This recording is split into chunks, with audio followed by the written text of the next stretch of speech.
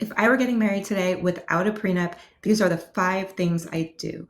Not because I expect a divorce, although statistically that is possible, but because if life doesn't go as planned, I'd want an easier, fairer, more affordable separation and a solid foundation for what comes next. First, I'd document separate property all through my marriage.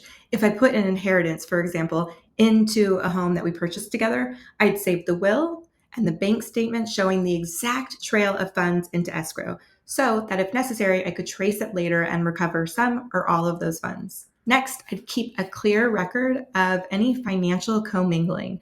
I'd avoid mixing premarital accounts with joint funds unless I was okay with sharing them down the line. I'd consider a postnup for high risk moves. If either of us wanted to found a startup, for example, or make a risky investment, I'd get a postnuptial agreement so that liability didn't spill over to both of us should something go wrong.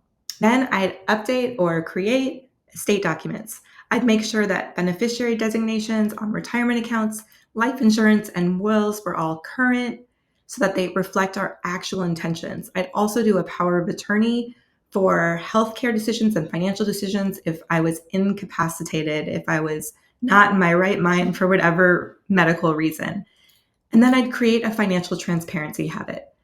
We'd agree to discuss any purchase over, say, $500 before making it. Even if one of us isn't as hands on with the finances as the other, I'd still prioritize transparency so we both stay on the same page and both have decision making capacity. Marriage is about trust, but trust grows stronger with clarity. These steps don't predict divorce, they protect your future together or apart.